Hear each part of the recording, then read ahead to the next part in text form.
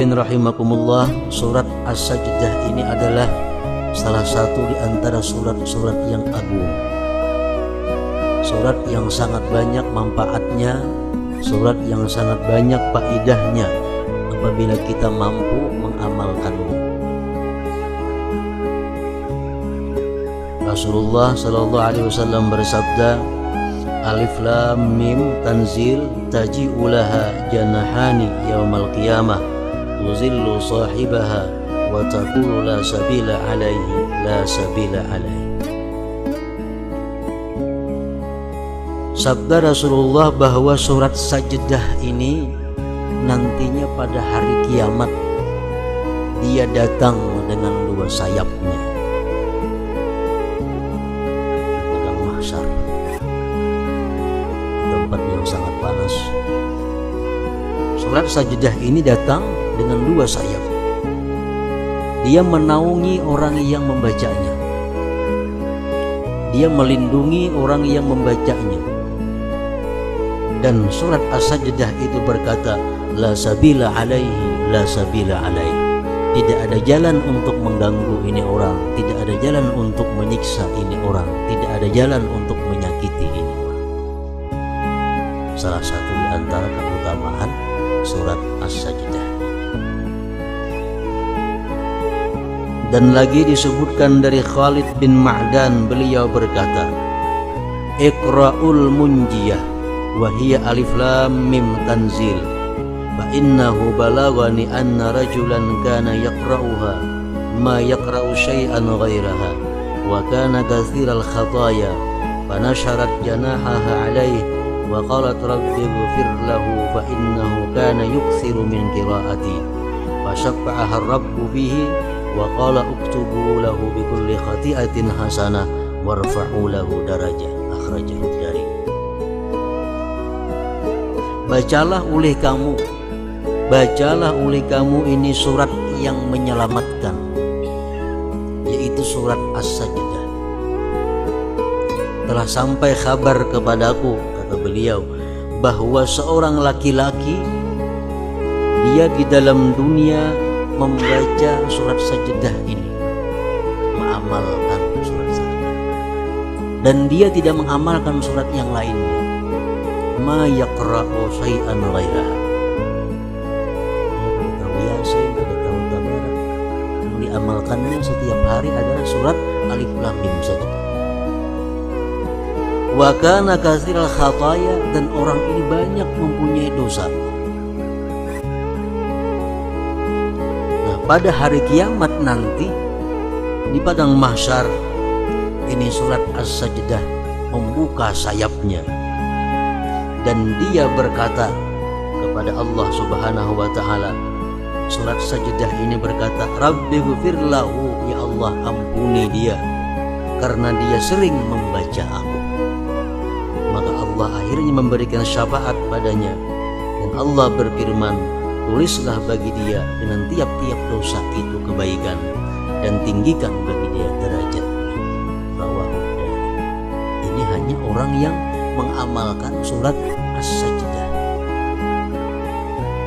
tidak mengamalkan surat-surat yang lainnya. Sudah sedemikian rupa syafaatnya, pertolongannya, apalagi ditambah dengan surat-surat yang lain. Dan lagi sabda Rasulullah Sallallahu Alaihi Wasallam, man qara'a tabarakalladzi biyadihil mulku wa alif lam mim tanzil As-Sajdah ba'dal maghrib wal isya'il akhirah faka'annama qama lailatul qadar. Siapa yang membaca Tabarak, surat Al-Mulk, dan surat As-Sajdah ini sesudah maghrib waktunya, sebelum isya, maka dia seolah-olah beribadah pada malam qadar. Nilai pahala yang diberikan Allah kepada dia sama dengan dia beribadah pada Lailatul Qadar. Di surat Tabarak dulu baca, anyar surat Alif Lam Mim Tanzil ini atau Sajdah ini setiap malam antara maghrib dan isya waktu. Kalau hendak mendapatkan mendapatkan pahala Lailatul Qadar. Kalau yang pertama tadi kasarah saja membaca malam kasih yang asal tiap harinya membaca, itu sudah dapat syafaatnya di hari kiamat. Tapi kalau untuk mendapatkan Lailatul Qadar mesti membacanya dengan tabarak beganding dan sesudah maghrib sebelum isya. Para muhibbin rahimakumullah, inilah sebagian daripada hadis-hadis Rasulullah yang menjelaskan tentang keutamaan surat As-Sajdah. Sehingga dengan hadis-hadis ini tidak ada jalan kecuali untuk mengamalkannya setiap malam. Dan ini merupakan sesuatu dianggap amalan wajib bagi seseorang yang menjalani jalan akhir. Karena surat ini surat yang menyelamatkan dia di akhirat nanti. Para muhibbin rahimakumullah, surat As-Sajdah sebagaimana surat-surat yang lainnya banyak mengisahkan keadaan-keadaan akhirat, banyak memberikan petunjuk hidayah kepada umat. Antara lain kita ambil satu ayat dari surat Sajdah yang berbunyi, Qul yatawaffakum malakul mautil ladzi wukkila bikum thumma ila rabbikum turja'un. Firman Allah, katakan wahai Rasul,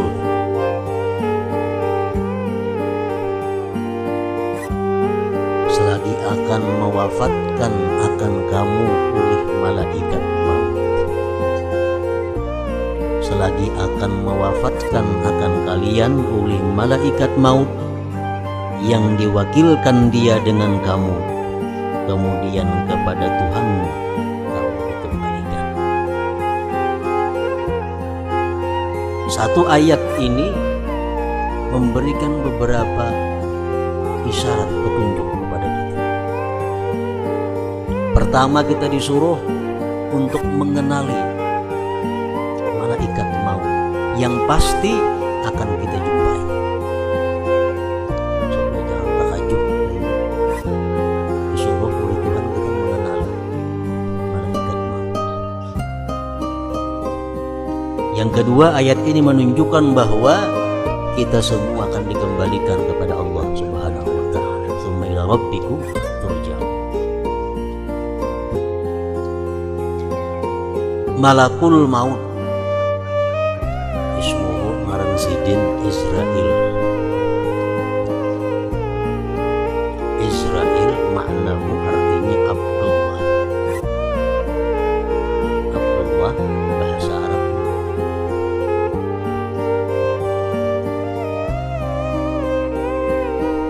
Lahu rusulun, bagi malaikat maut yang bernama Israel ini banyak mempunyai utusan-utusan yang selalu dikirim kepada manusia.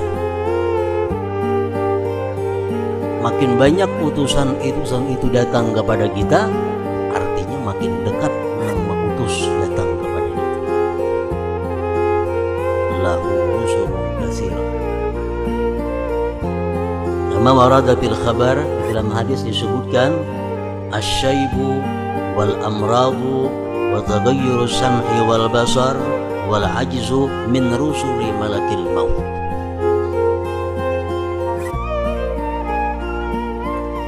Bermula uban, penyakit, berubahnya pendengaran penglihatan, lemah anggota tubuh, itu merupakan sebagian daripada utusan malaikat maut. Rambut kita dahulunya hirang, dahulunya bagus, tiba-tiba datang putih. Cabut sebilah tumbuh 2, cabut 2 tumbuh 5, makin banyak utusan. Dulunya sihat, dulunya kada pernah sakit, datang utusan malaikat maut, mulai datang macam-macam penyakit. Dulunya mata, telinga normal, sekarang mata kata semak, telinga pakai alat. Dulunya kuat, sekarang Itu semua kata Rasulullah adalah min rusuli malakil maut, utusan-utusan malaikat maut. Dan ini merupakan bagian dari kasih sayang Allah Subhanahu wa ta'ala kepada kita, bahwa kita dikabari oleh Allah. Jauh-jauh hari kita dikabari.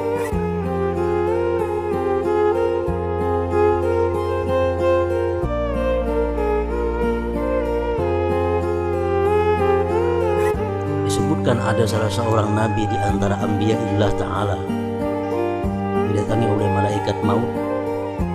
Nabi ini berbicara dengan malaikat maut bahwa kalau engkau datang kepadaku, tolong beri aku kabar sebelumnya supaya aku bersiap-siap, kata itu Nabi. Kata malaikat maut, baik. Bulik malaikat maut. Beberapa puluh tahun berikutnya datang malaikat maut kepada Nabi tadi. Apa kabar itu Nabi? Dia malaikat maut, aku hendak mencabut roh engkau. Mereka menjanji mengabari aku. Kenapa kejutan datang?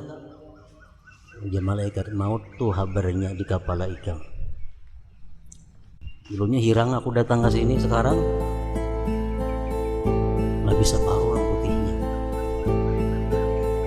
Itu kabarku, itu utusanku. Makanya dilarang kita mencabut uban. Dilarang mencabut uban. Dilarang mewarnai uban dengan hitam. Kenapa? Semacam kada sudi dengan utusan malaikat maut. Menyebabkan kita lupa dengan keadaan kita yang sebenarnya. Para muhibbin rahimakumullah. Namun kadang-kadang ada orang yang tidak ada utusan malaikat maut langsung mati. Orangnya kada beruban, orangnya masih segar, orangnya masih bugar, mata masih hawas, talingnya masih baik, mati mendadak. Itu ada juga sebagian manusia. Rasulullah SAW bersabda, mautul faj'ah rahatul mu'min wa asabun 'alal fajir. Rawahu Ahmad. Mati yang mendadak seperti itu sesuatu rahmat, sesuatu kelapangan kalau dia orang yang beriman. Kalau orang beriman, setiap saat pun dia mati baik. Kenapa? Karena setiap saat dia siap untuk menghadap Allah Subhanahu wa ta'ala. Tapi kalau orang yang fajir, orang yang fasik, orang yang banyak maksiat kepada Allah, mati bakajut, celaka atasnya. Rasa hidup lagi, rasa segar, rasa apa? Rasa panjang umur. Karena kalau ada penyakit, kalau ada uban, gigi masih baik, semua mati. Asafun, ini merupakan penyesalan, kerugian, kesedihan kalau orang itu mati. Para muhibbin rahimakumullah, disebutkan dalam hadis yang berbunyi, ma min yaumin tatlu'u samsuhu illa wa malakul mauti yunadi ya abna al-arba'in hada waqtu akhdhiz zat adhanukum hadirah wa a'dha'ukum qawiyah wa ya abna al-khamsin qad dana waqtu akhdhi wal hasad wa ya abna as-sittin nasitumul iqab wa ghafalatum ala an raddil jawab. Kata Rasulullah Shallallahu Alaihi Wasallam yang artinya bahwa setiap hari terbit matahari, malaikat maut ini selalu mengumumkan, selalu mengingatkan. Jadi malaikat maut, ya abna al-arba'in, wahai orang-orang yang berumur 40, hai manusia yang umurnya kepala 4, hadza waktu akhdhiz zat, ini waktunya kalian mengambil bekal. Azhanukum hadirah, hati kamu masih hadir, ingatan kamu masih kuat. Wa a'dha'ukum qawiyah, anggota kamu masih kuat. Umur 40 itu umur di mana kita disuruh untuk mempersiapkan segala-galanya untuk menghadapi akhirat. Ujar malaikat maut mengingati kepada manusia. Waktu umur 40 kita bisa murid, 2 jam. Waktu umur 40 kita masih bisa kadang-kadang kada guring 24 jam. Bekerja, beribadah, beramal kepada Allah Subhanahu wa ta'ala. Ini waktunya kita untuk bersungguh-sungguh. Kalau sudah umur 60 tahun, 50, sedikit saja kurang guring, garing. Guring tak ubah waktunya, garing. Jadi umur 41, 42 sampai 49 itu waktu di mana kuatnya seseorang untuk beribadah kepada Allah Subhanahu wa ta'ala.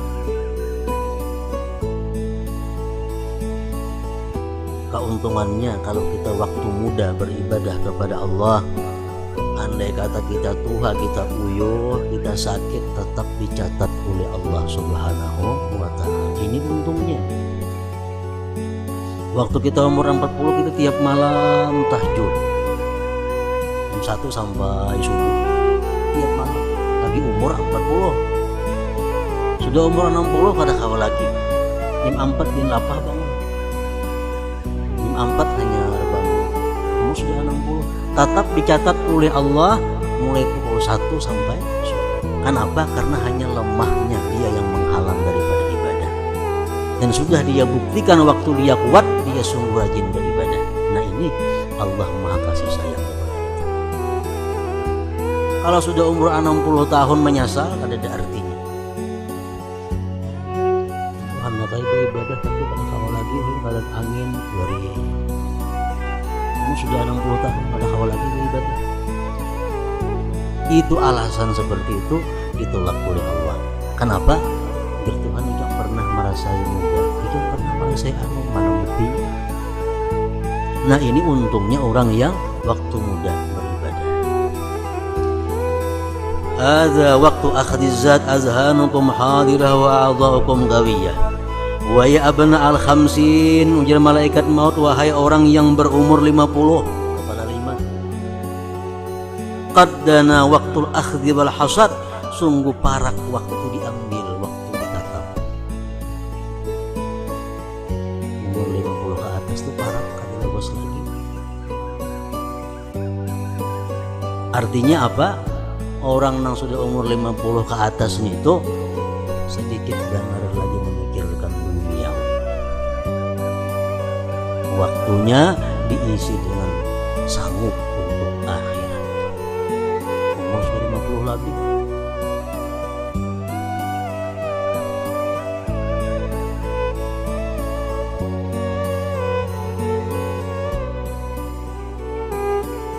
Ada waktu akhirat. Qaddana waktu akhdhi wal hasad, wahai orang yang umur 50 tahun, waktunya sudah parah. Kada kawa ditambal-tambal, kada kawa diundur-undur lagi. Wa ya abna as-sittin, wahai orang yang umur 60 tahun, kata malaikat, nasitumul iqab, apakah kamu lupa akan iqab, akan siksa?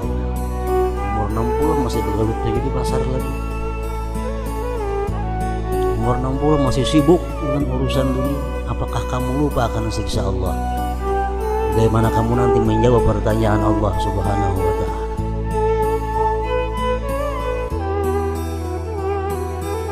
Para muhibbin rahimakumullah, itulah seruan malaikat maut kepada kita.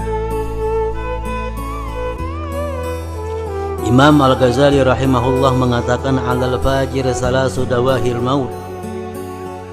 Orang yang banyak dosa, al-fajir, juga ditimbang-timbang kalah kebaikannya. Dia itu kalau mati menemui 3 huru hara yang dahsyat. Pertama, syiddatun naza, bersangatan sakit, dicabut nyawa.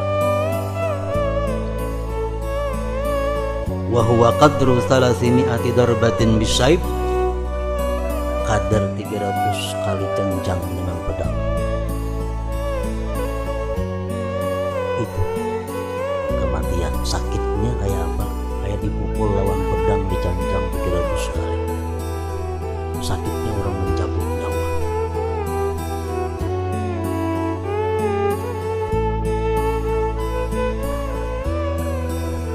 Kalau dia orang yang tidak beriman kepada Allah, orang yang durjana, orang yang banyak dosa, hendak mati itu awaknya sakit, hatinya sakit. Dibul. Hatinya sakit, awaknya sakit. Kalau orang yang beriman kepada Allah, paling-paling awaknya sakit tapi hatinya tenang, hatinya ridha. Rasulullah berkata, al-maut kafaratul mu'min. Kematian yang sedih, yang sakit itu merupakan kafarat dosa bagi orang yang beriman kepada Allah.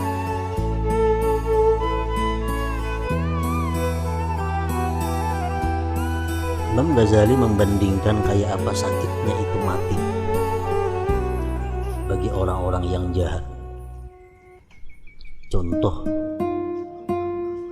andai kata kita dipukuli oleh perampok, mereka kepala sampai betis dipukulnya, dipukulinya oleh perampok, kepala sampai betis berluka-luka, sakit kan itu, sakit.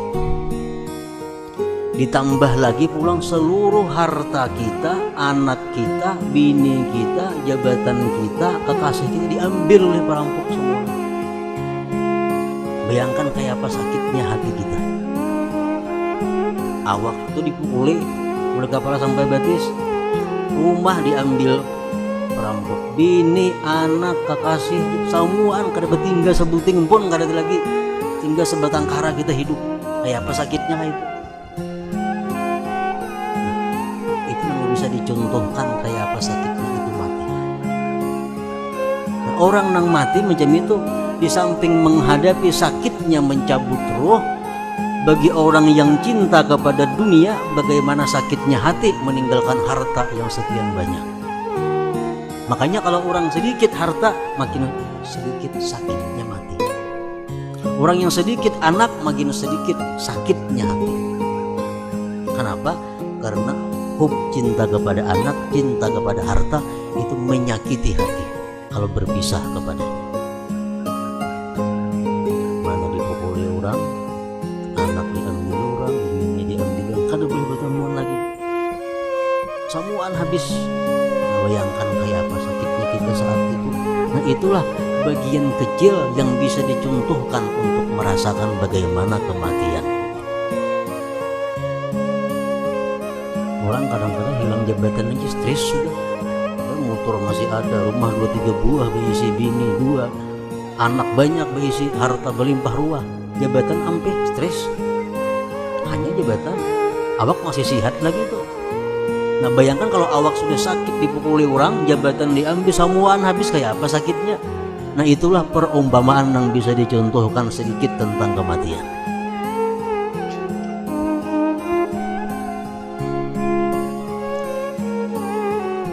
Lain hal orang beriman. Nah, orang beriman, orang yang takwa kepada Allah, orang yang tawakal kepada Allah, tidak akan menemui sepedih itu.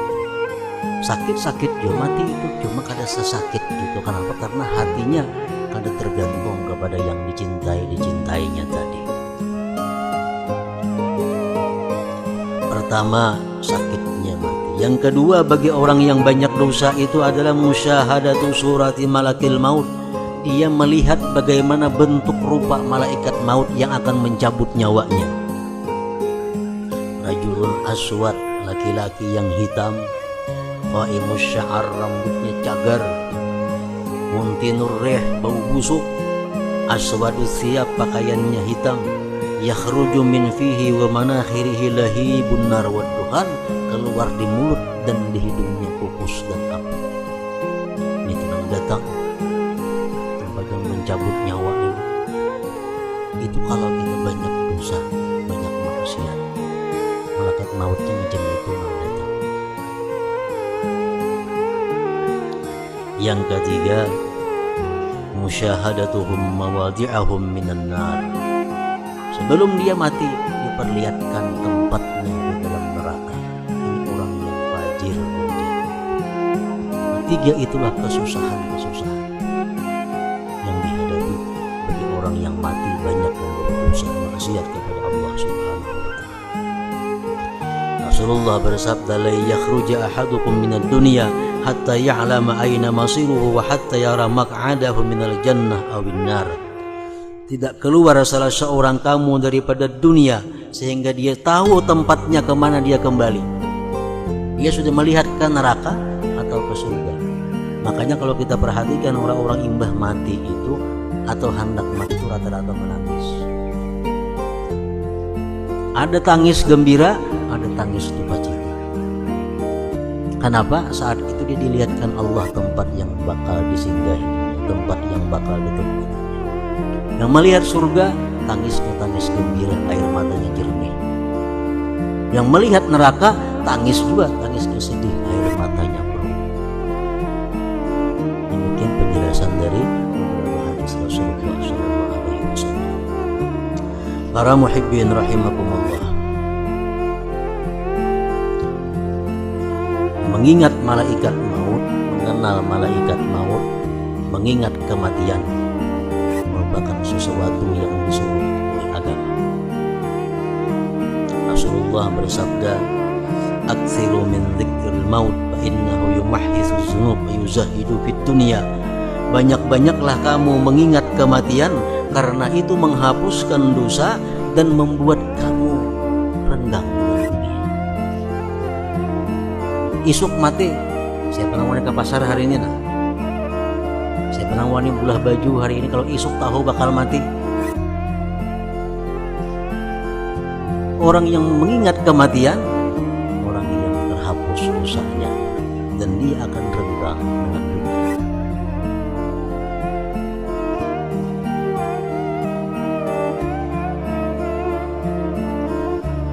Seorang laki-laki datang kepada Rasulullah SAW.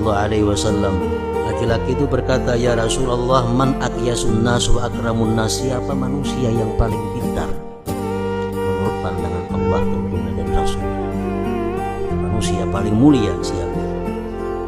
Rasulullah bersabda, "Aktsaruhum dzikran lil mauti wa asyadduhum isti'dadan lahu, ulaika humul aqyas, zahabu bi syarafid dunya wa karamatil akhirah."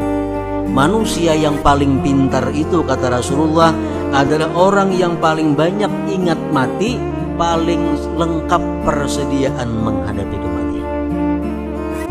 Manusia paling pintar, orang yang persediaannya lengkap, persediaannya sangat cukup untuk menghadapi. Kalau kita naik haji, kita 2-3 bulan sudah bersiap-siap, bahkan setahun barangkali sudah siap-siap. Dan naik haji lagi 10 bulan sudah belajar kayak apa manasik haji, kayak apa gini cara tawaf di Baitullah, kayak apa cara melontar jamrah, kayak apa caranya wukuf di Arafah. Padahal lagi 10 bulan kita hanya naik haji. Kita bersama duit cukup untuk ini, untuk itu, semua bekal, bersama kain ihram, bersama ubat, bersama macam persangguan. Makin lengkap makin bagus. Padahal musafir kita naik haji cuma 40 hari. Nah, orang yang pintar itu, kata Rasulullah, orang yang sudah lengkap persediaan menghadapi beberapa tempat-tempat yang membahayakan, menghadapi malaikatul maut. Mengapa sanggup kita? Menghadapi munkar nakir, kenapa sanggup? Menghadapi zabaniyah, malaikat-malaikat yang menarik ke neraka, kenapa sanggup? Menghadapi berjalan di siratal mustaqim, apa latihannya dalam dunia supaya selamat, supaya lurus. Nah, orang yang pintar, orang yang bersanggup untuk itu, kata Rasulullah SAW. Wa asyadduhum isti'dada, dan orang yang paling sangat di antara mereka persiapan. Ulaika humul aqyas, mereka itulah orang yang cerdik pandai. Zahabu bi syarafid dunya wa karamatil akhirah, mereka itu akan pergi dengan kemuliaan dunia dan akhirat.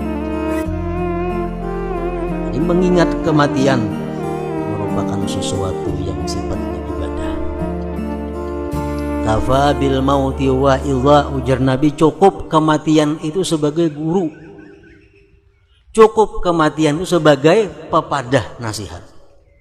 Amun kita mau ma'iktibar, Makanya disuruh bila kita melihat orang mati menyambayangkan ma'atar ka kubur dapat pahala kayak gunung Uhud 2 biji genanya. Supaya apa? Supaya manusia ini ma'iktibar. Kayak ini kina aku, maksudnya kayak itu. Makanya dianggap berdosa kalau kita tertawa di hadapan mayit.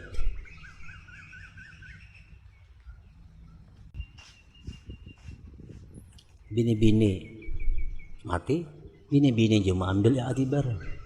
Laki-laki mati, laki-laki mengambil i'tibar. Sidin bercari dulu siang malam halal haram.